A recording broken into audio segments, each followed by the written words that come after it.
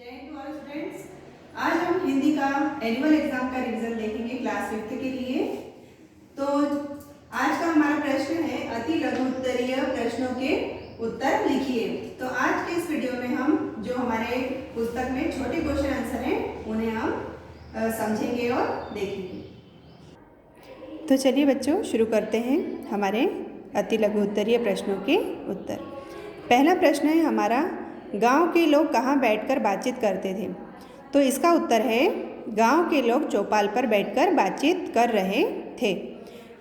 चौपाल मतलब जहाँ खुली जगह होती है ना गांव में, वहाँ पर सब इकट्ठे होकर बात करते हैं, उसे चौपाल कहते हैं ना, खुली जगह। दूसरा है सभी प्राणियों की काया या शरीर कैसे होती है या कैसी है? तो सभी प्राणियों की काया मिट्टी की है। इसका उत्तर ये होगा। ठीक है, मिट्टी की काया मतलब हमारा जो शरीर होता है ये नश्वर होता है, जो खत्म होने के बाद मिट्टी में ही मिल जाता है ना। नेक्स्ट है मानव ने क्या बनाया? मानव ने देश बनाया, है ना। पृथ्वी तो हमारी एक ही थी, लेकिन हम जैसे जैसे हमारे ज्ञान का संचार हुआ, हम जैसे जैसे विकास करने लगे, तो अपनी ज़रूरतों के हिसाब से हमने पृथ्वी को अलग अलग हिस्सों में बांटना शुरू कर दिया, है ना। तो ये सब किसने किया है? मानव ने ही किया है। ठीक है। मनुष्य को मनुष्य किसने बनाया? मनुष्य को मनुष्य पुस्तक ने बनाया।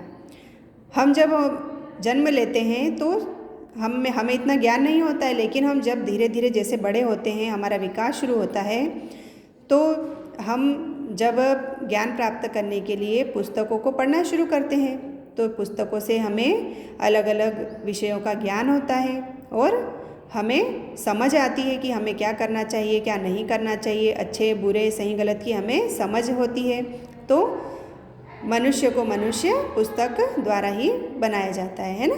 वो पुस्तकों से ज्ञान प्राप्त करता है और अच्छे बुरे की समझ को समझता है और फिर कार्य करता है। पुस्तक को किस प्रकार के लोग अच्छे नहीं लगते हैं, है ना। ये हमारा ये प्रश्न है। इसका उत्तर होगा पुस्तक को वे लोग अच्छे नहीं लगते जो उसका अनादर करते हैं, मतलब उसका आदर नहीं करते हैं, उसे अच्छे से नहीं रखते हैं, उसे फाड़ते हैं या उसे गंदा करते हैं। ऐसे लोग पुस्तक को अच्छे नहीं लगते हैं, है ना। क्योंकि इससे क्या होता है, पुस्तक का अगर हम उसे अच्छे से नहीं रखेंगे, गंदा करेंगे, फाड़ेंगे, तो ये उसका अनादर होगा, है ना। तो वो पुस्तक को अच्छा नहीं लगता है। नेक्स्ट क्वेश्चन है हमारा 6th वाला, विशाखा ने कचरा कहाँ फेंका? तो ये हमारा पॉलीथीन पार्ट का प्रश्न है।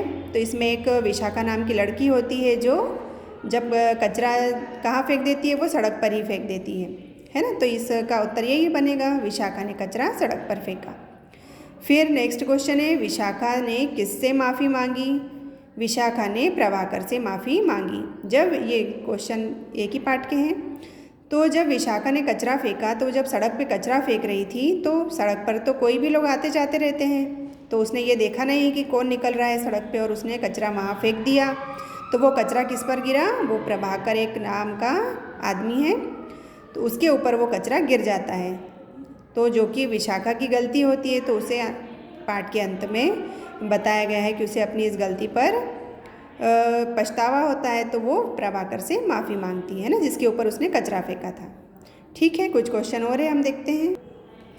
अगला प्रश्न है हमारा, बेटा माँ के चरणों में क्या करता है? बेटा माँ के चरणों में प्रणाम करता है ना। ये माता को पत्र नाम का एक पाठ है ना हमारा 5th में, उसका ये प्रश्न है और ये उत्तर है। जब भी हम पत्र लिखते हैं या किसी को माँ को लिखते हैं, पिता को लिखते हैं, किसी को भी पत्र लिखते हैं, तो हम पहले क्या करते हैं? चरण स्पर्श करते हैं, है ना। तो यहाँ पर एक बेटा अपनी माँ को पत्र लिख रहा है, तो वो सर्वप्रथम क्या लिखता है? माँ के चरणों में प्रणाम। उसके बाद जो भी वो लिखना चाहता है अपनी मन की बात, वो आगे लेटर में लिखता है, पत्र में लिखता है।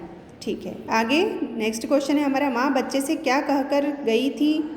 उत्तर है माँ बच्चे से कहकर गई थी कि वह परसों आ जाएगी, है ना। जब भी माँ घर से बाहर जाती है तो बच्चे घर रह जाते हैं कभी, या किसी काम से बच्चे नहीं जा पाते माँ के साथ, तो वे पूछते हैं कि माँ आप कब आओगी? तो माँ कहकर जाती है कि मैं कल आऊँगी या परसों आऊँगी। जब भी आने का कहती है तो बच्चे को उस बात का इंतज़ार रहता है कि माँ तो परसों आने का कह कर गई थी, है ना। और उसे जब तक माँ नहीं आती, जब तक उसे अच्छा भी नहीं लगता है, तो वो यही बातें सोचता रहता है। तो जब माँ बच्चे से कहकर गई थी कि वो कब आएगी, परसों आएगी। नेक्स्ट क्वेश्चन है हमारा, बच्चा माँ से कब वापस आने को कहता है। बच्चा माँ से जल्दी वापस लौट कर आने को कहता है ना। वही जो मैंने अभी बताया आपको कि जब भी घर से माँ बाहर जाती है तो बच्चे को उत्सुकता रहती है ना कि माँ आप कब आओगी, कितने दिनों में आओगी, मत जाओ या मुझे भी ले चलो, है ना। ऐसे सब बहाने करते हैं बच्चे। तो जब बच्चा माँ से पूछता है कि आप कब आओगी तो वो बताता है, बच्चा माँ से जल्दी वापस आने को कहता है। जग को मानवता का पाठ किसने पढ़ाया। जग को मानवता का पाठ भारत ने पढ़ाया है ना।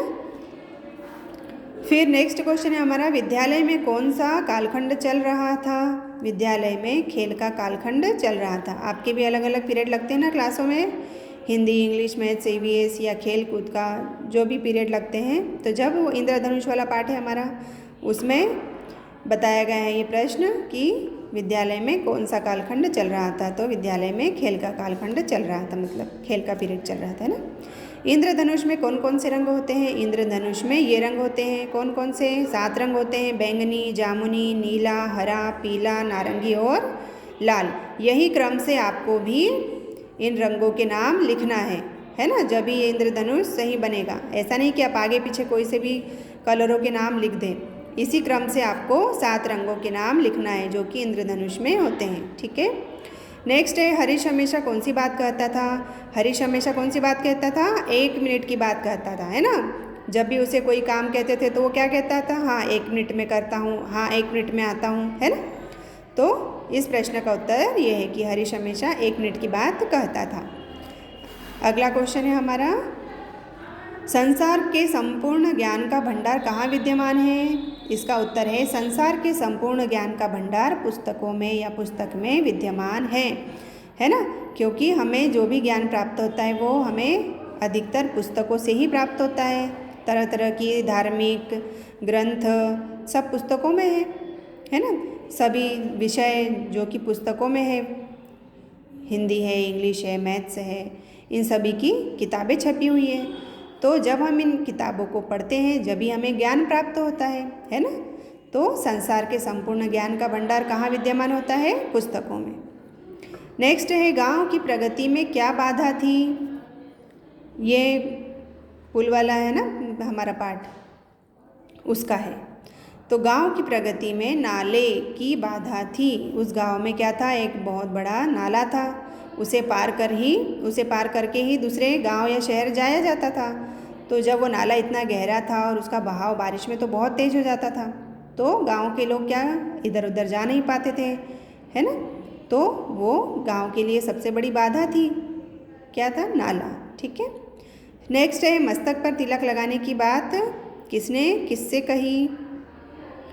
तो मस्तक पर तिलक लगाने की बात बहन ने भाई से कही। ये रक्षाबंधन पाठ से है ना।